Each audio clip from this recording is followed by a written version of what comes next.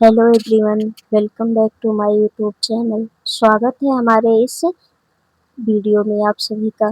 तो गाइज हम आप सब वीडियो के अंत तक बने रहिएगा। हम संविधान के कुछ महत्वपूर्ण प्रश्नों को देखेंगे जो परीक्षा में बहुत ही महत्वपूर्ण है और हमेशा पूछे जाते हैं। हमारा पहला प्रश्न है, भारतीय संविधान कब लागू किया गया था? 15 अगस्त 1947 को, 26 नवंबर 1949 को, 26 जनवरी 1950 को, 26 जनवरी 1949 को। तो हमारा जो सही उत्तर है वह 26 जनवरी 1950 को लागू किया गया था। संविधान 26 नवंबर 1949 को अंगीकृत किया गया था, लेकिन इसे 26 जनवरी 1950 को लागू किया गया। 26 जनवरी को इसलिए चुना गया, 1930 में इसे पूर्ण स्वराज दिवस मनाया गया था। 26 जनवरी को लाहौर में पंडित जवाहरलाल नेहरू रावी नदी के तट पर तिरंगा गाड़कर पूर्ण स्वराज दिवस मनाए थे। इसीलिए 26 जनवरी 1950 को संविधान लागू किया गया और संविधान दिवस मनाया जाता है 26 नवंबर को संविधान दिवस मनाया जाता है। हमारा दूसरा क्वेश्चन है, भारतीय संविधान की प्रारूप समिति के अध्यक्ष कौन है, जिसे ड्राफ्टिंग कमेटी भी कहा जाता है? Doctor Rajendra Prasad, Pandit Jawaharlal Nehru, doctor Bhimrao Ambedkar, doctor Sardar Vallabh भाई पटेल।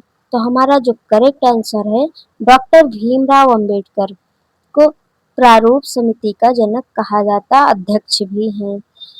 29 अगस्त 1947 को प्रारूप समिति का गठन हुआ था। इसके अध्यक्ष डॉक्टर बी.आर. अम्बेडकर थे। इसीलिए उन्हें भारतीय संविधान का प्रमुख शिल्पकार भी कहा जाता है। हमारा तीसरा प्रश्न है, भारतीय संविधान का कौन सा भाग मौलिक अधिकार से संबंधित है? भाग 2, भाग 3, भाग 4, भाग 5। तो हमारा जो मौलिक अधिकार है वह भाग 3 में वर्णित है। यहाँ करेक्ट ऑप्शन है ऑप्शन बी, भाग 3 में। भाग 3 अनुच्छेद 12 से 35 में हमारे मौलिक अधिकारों का वर्णन किया गया है, जिसमें 6 प्रकार के मौलिक अधिकारों का वर्णन किया गया है। पहले 7 था, लेकिन संविधान में जो अनुच्छेद 31 है उसे हटा दिया गया, संपत्ति के अधिकार को हटा दिया गया है, इसलिए 6 प्रकार के मौलिक अधिकारों का वर्णन किया गया है।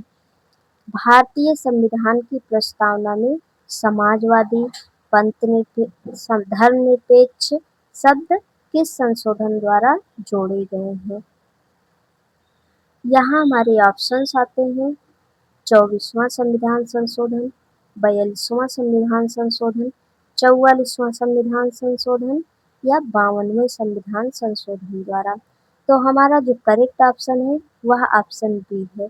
42वें संविधान संशोधन द्वारा प्रस्तावना में समाजवादी, धर्मनिरपेक्ष शब्द जोड़े गए हैं संशोधन करके। 1976 में 42वें संविधान संशोधन द्वारा प्रस्तावना में समाजवादी, धर्मनिरपेक्ष शब्द को जोड़ा गया है। संविधान संशोधन की प्रक्रिया जो है वह अनुच्छेद 368 में दी गई है। भारत का सर्वोच्च न्यायालय कहाँ स्थित है? भारत का सर्वोच्च न्यायालय कहाँ स्थित है? ऑप्शन ए है मुंबई, ऑप्शन बी है चेन्नई, ऑप्शन सी है नई दिल्ली, ऑप्शन डी है कोलकाता। तो हमारा जो करेक्ट ऑप्शन है वह ऑप्शन सी है, नई दिल्ली में भारत का सर्वोच्च न्यायालय स्थित है। सर्वोच्च न्यायालय का मुख्यालय नई दिल्ली में है और यह देश की सर्वोच्च न्यायिक संस्था है। हमारे देश की सर्वोच्च न्यायालय को ही न्यायिक संस्था कहा जाता है। अगर हमारी वीडियो आप सभी को पसंद आ रही होगी तो एक लाइक ज़रूर कीजिएगा और अंत तक वीडियो को जरूर देखिएगा। यह प्रश्न बहुत ही इम्पोर्टेंट है परीक्षा के संदर्भ में। समस्त वनडे एग्जाम के लिए यह प्रश्न बहुत इम्पोर्टेंट है। भारतीय संविधान में वर्तमान में कितनी अनुसूचियां हैं? तो वर्तमान में 12 अनुसूचियां हैं।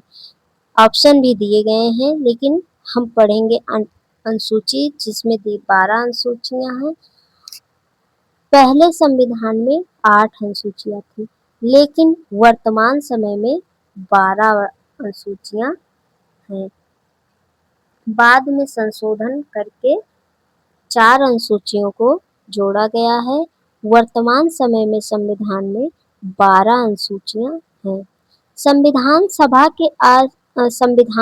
के अस्थायी अध्यक्ष कौन थे? तो संविधान सभा के अस्थायी अध्यक्ष डॉक्टर राजेंद्र प्रसाद थे।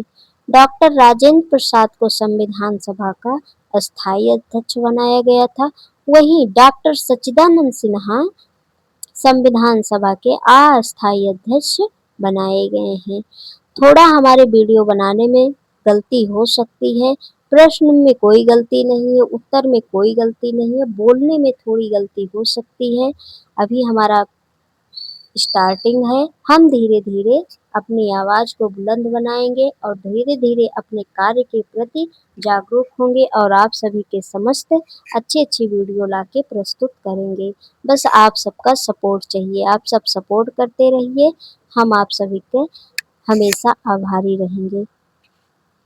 डॉक्टर राजेंद्र प्रसाद सही आंसर था। डॉक्टर सच्चिदानंद सिन्हा अस्थायी अध्यक्ष थे, जबकि डॉक्टर राजेंद्र प्रसाद संविधान सभा के अस्थायी अध्यक्ष चुने गए थे। भारतीय संविधान का सबसे बड़ा स्रोत किसे माना गया है? ऑप्शन ए है अमेरिकी संविधान, ऑप्शन बी ब्रिटिश संविधान, ऑप्शन सी भारत शासन अधिनियम 1935, ऑप्शन डी आयरिश संविधान। तो यहाँ करेक्ट ऑप्शन है सी, भारत शासन अधिनियम को भारतीय संविधान का सबसे बड़ा स्रोत माना गया है।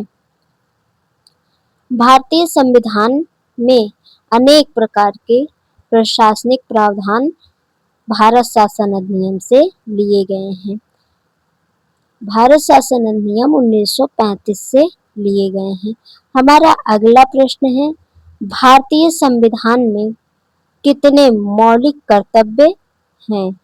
भारतीय यह प्रश्न बहुत सही है, सॉरी, यह प्रश्न बहुत इम्पोर्टेंट है। वर्तमान समय में अगर देखा जाए तो 11 मौलिक कर्तव्य हैं। पहले 10 मौलिक कर्तव्य थे, लेकिन भारतीय संविधान जब बनकर तैयार हुआ था तब एक भी मौलिक कर्तव्य नहीं था। एक भी मौलिक कर्तव्य नहीं था। मौलिक कर्तव्य बाद में जुड़े हुए हैं। तो वर्तमान समय में 11 मौलिक कर्तव्य हैं। 11वां मौलिक कर्तव्य है निःशुल्क शिक्षा का अधिकार, जो कि 86वें संविधान संशोधन अधिनियम 2002 से जोड़ा गया है और मौलिक कर्तव्य का अनुच्छेद 51A में वर्णन मिलता है। भारत का संवैधानिक प्रमुख कौन होता है? भारत का संवैधानिक प्रमुख कौन होता है? प्रधानमंत्री, राष्ट्रपति, मुख्य न्यायाधीश या लोकसभा अध्यक्ष? तो भारत का संवैधानिक प्रमुख होते हैं राष्ट्रपति।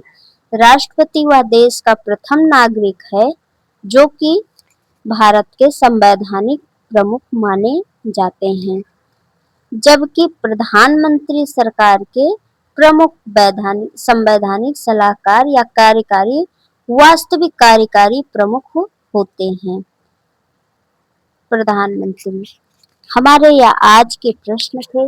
अगर आप सभी को यह प्रश्न पसंद आए होंगे तो प्लीज आप सभी पूरा वीडियो देखिएगा और हमारे चैनल को सब्सक्राइब कीजिएगा, वीडियो को लाइक कीजिएगा, खूब ढेर सारा शेयर कीजिएगा। मिलते हैं हम आप सभी से दूसरी वीडियो में।